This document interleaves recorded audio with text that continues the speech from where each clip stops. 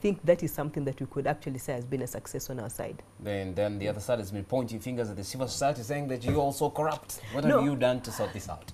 No, one of the things, we cannot say that we're entirely clean. I mean, that is one of the challenges that we face. As civil society, what have we tried to do? There's what you call quality assurance mechanism. We try to ensure that we do regulate ourselves, but then also remember there's an NGO board where we're supposed to file our returns, we're supposed to file our audited reports. So government has also done to a certain extent, of course, government does regulate us, and also internally as civil society, we try to ensure that we come up with key levels and standards that we are supposed to abide by. Can you actually check yourselves? No, of course we can, but okay, again... yes. Running out, so you can give us an update as far as Executive Director. Now, the first man, told journalists until he is totally to be in a critical place. In early this year, but he has known no peace. He has been wandering about in villages in Rakai and Masaka. Deus Bandihihi's death could be more than just the trauma of witnessing loved ones eaten alive. Those who have seen this young man since the tragic killing of his 21-year-old wife and 9-month-old baby by Good Samaritans turned suspected cannibals say Bandihihi might have developed a mental disorder. The troubled widower is now camping at Masaka police station seeking refuge.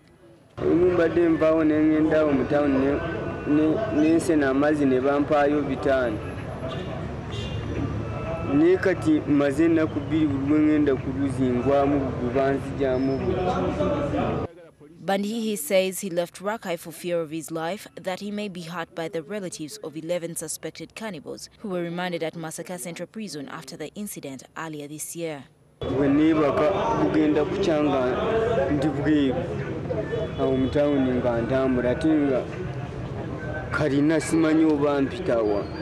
Bandihihi claims he forgets such things as the dates when the suspected cannibals are to appear in court, where he too is supposed to be present.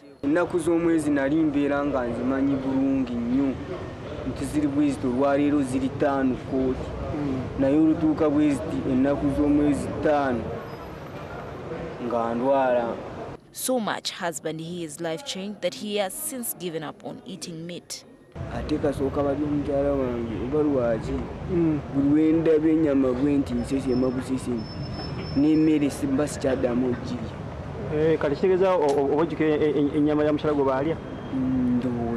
is alleged that 50-year-old Asaf Muhimbise and others killed Peace Chamkama Arinitwe and her 9-month-old baby on 23rd of March this year at Chachirugu village in Rakai and ate their flesh. Chamkama and husband Deus Bandihihi were allegedly traveling back home from Reninzi village in Rakai district, where they had been attending a burial. When it became dark, they reportedly sought refuge at the home of Mr. Muhimbise, with plans to continue with their journey the following day. Muhimbise allegedly arranged for the killing and together with his accomplices hacked the woman and the baby. Bandihihi escaped with a big cut on his hand. Bandihihi reported the matter to the police, which led to the arrest of the suspects. The suspects returned to court this August before Masaka Grade 1 Magistrate Tadeo Muyindi. They face charges of cannibalism and murder. Very, very strange indeed. Cannibalism, the eating of human flesh by another human being. We're now going to take a short break and then we'll be back with more stories that are making headlines this afternoon.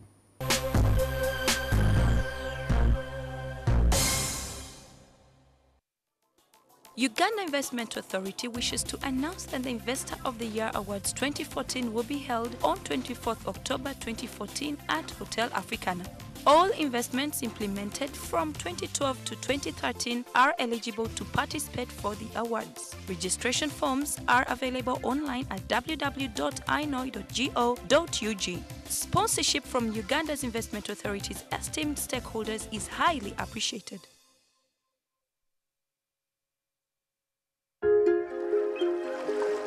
From the undulating plains straight to your home, we bring you exuberance and ultimate satisfaction of Riham's joy and fulfilling happiness.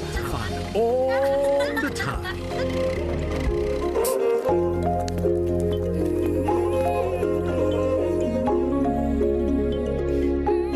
Some moments cannot be measured, while some things are priceless.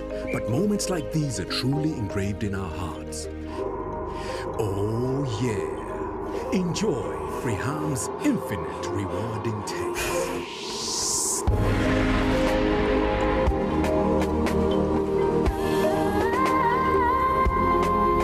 Reham, home is where your heart is.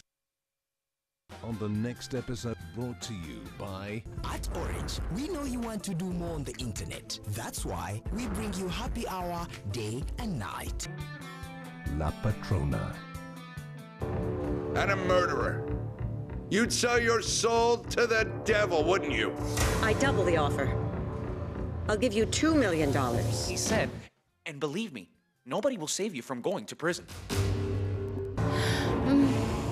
It can't be.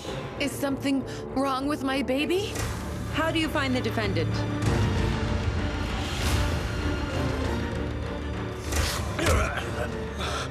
You better kill me, you bastard. You still owe me for what you did to my son. La Patrona.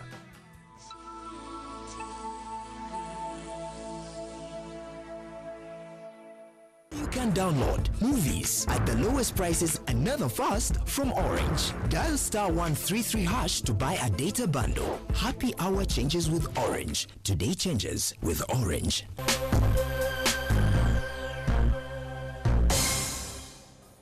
Welcome back. This is NTV at ONE. The Ministry of Local Government has advised districts and town councils to source for investors and alternative sources of funding instead of waiting for several government releases. The ministry's acting permanent secretary, Patrick Mutawire, says this is the only way they can compensate for inadequate funding. The local government minister, Adolphe Mwesige, also cautioned some local government employees against absenteeism. They were addressing a press conference ahead of the celebrations of the African Day of Decentralization in Kabale district next month. On this issue of the release better. You do a good physical plan. It can be a sign for attraction of what? Of the investments in their localities. We want to see local governments sniffing out for investment. In the assessment we are going to move in, we want every district, every urban council to show us where are they going to put factories. Where is your factory? We cannot have factories in Kampala. We should have factories in Abim, Amadat. Those places, that the factories don't have any location. They are located where it is suitable, where there is power, and where you can be able to produce many things. If you just absent yourself from work, there are sanctions, and these sanctions include criminal sanctions, because neglect of duty is an offense punishable under the penal code. It is true there has been some indiscipline in Amuru. From the back, and then we shall go and have lunch. Thank you.